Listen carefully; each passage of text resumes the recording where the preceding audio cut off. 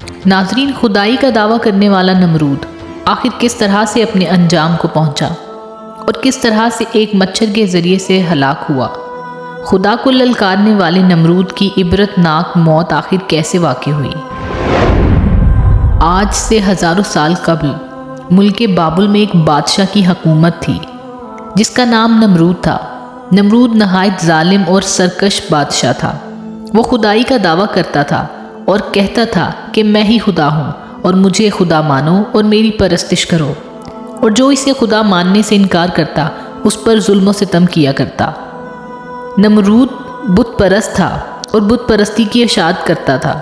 نمرود کے محل میں مختلف قسم کے قیمتی پتھروں کے بنے ہوئے بت نصب تھے۔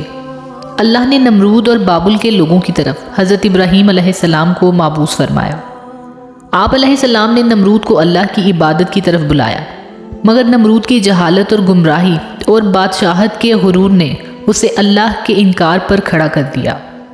جب حضرت ابراہیم علیہ السلام نے کہا کہ میرا اللہ تو وہ ہے جو زندہ کرتا ہے اور مارتا ہے، تو نمرود نے جواب دیا کہ میں بھی زندہ کرتا ہوں اور مارتا ہوں۔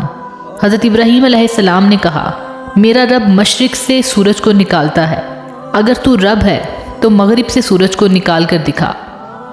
نمرود لاجواب ہو گیا۔ نمرود نے غصے میں حکم دیا کہ حضرت ابراہیم علیہ السلام کو آگ میں ڈال دیا جائے، یہی ان کی سزا ہے۔ بابل کے لوگوں نے ایک مخصوص مقام پر لکڑیاں جمع کرنی شروع کر دیں۔ جب لکڑیاں جمع ہو گئیں تو اس کے حکم سے اس کے کارکنوں نے آگ لگا دی، اور اس کی گرمی اس قدر تھی کہ کوئی اس آگ کے قریب بھی نہ جا پاتا تھا۔ اس آگ میں جب حضرت ابراہیم علیہ السلام کو ڈالا گیا تو اللہ کے حکم سے آگ ٹھنڈی ہو گئی اور حضرت ابراہیم علیہ السلام کا کچھ نہ بگاڑ سکی۔ نمرود کو جب اس بات کا یقین ہو گیا کہ آگ بھی ابراہیم کا کچھ نہیں بگاڑ سکے گی تو اس نے انہیں آزاد کر دیا۔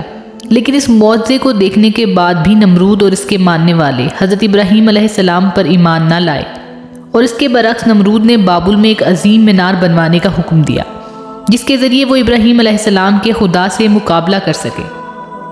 اس نے مزدوروں کو یہ حکم دیا کہ اس مینار کو اتنی بلندی تک تعمیر کیا جائے کہ بادلوں تک پہنچ جائے، تاکہ اس مینار پر چڑھ کر میں آسمان کے خدا سے جنگ کر کے اس کی سلطنت کو بھی فتح کر سکوں۔ جب مینار تعمیر ہو کر بادلوں کو چھونے لگی تو نمرود اس پر چڑھ کر خدائی کا دعویٰ کرتا تھا اور آسمان کو دیکھ کر خدا کو للکارتا تھا اور لوگوں کو کہتا تھا کہ آسمان کا خدا کوئی جواب نہیں دے رہا ہے کیونکہ وہ میرا مقابلہ نہیں کر سکتا۔ لہٰذا یہ دیکھ کر نمرود کو پوجنے والوں کی تعداد میں اور تیزی سے اضافہ ہوتا جا رہا تھا۔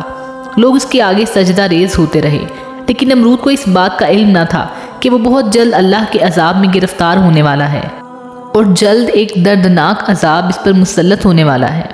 اللہ تعالیٰ نے ایک فرشتے کو نمرود کے محل میں بھیجا اور اسے اللہ پر ایمان لانے کی دعوت دی۔ اس پر اس نے انکار کر دیا اور کہا کہ میں خدا سے مقابلہ کروں گا۔ فرشتے نے نمرود سے کہا کہ اللہ اور اس کی قدرت تمہارے اور تمہارے لشکر کی طاقت سے کئی زیادہ ہے، وہ چاہے تو اپنی کمتر مخلوق کے ذریعے سے تمہیں ہلاک کر سکتا ہے۔ لیکن نمرود نے کہا کہ میں اس خدا سے مقابلہ کر سکتا ہوں۔ فرشتے نے اللہ کے حکم سے اسے 3 دن کا وقت دیا۔ اس نے اتنے میں اپنا تمام تر لشکر اکٹھا کر لیا اور پوری طاقت اور قوت کے ساتھ جنگ کے لیے تیار ہو گیا۔ تیسرے دن اللہ نے مچھروں کا ایک بڑا لشکر بھیجا جو تعداد میں اس قدر زیادہ تھے کہ انہوں نے پورے آسمان پر سایہ کر دیا اور سورج کی روشنی تک نظر نہیں آتی تھی۔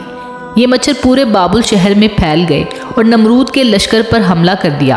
مچھروں نے لشکر کے سپاہیوں کے خون چوس لیے اور گوشت چاٹ لیے، صرف ان کی ہڈیاں باقی رہ گئیں۔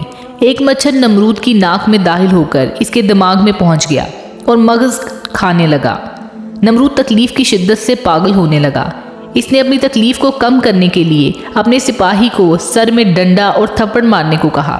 یہ لوگ جب نمرود کے سر میں ڈنڈا مارتے تو مچھر کاٹنا چھوڑ دیتا، اور جب ڈنڈا نہ مارتے تو مچھر پھر سے کاٹنے لگتا۔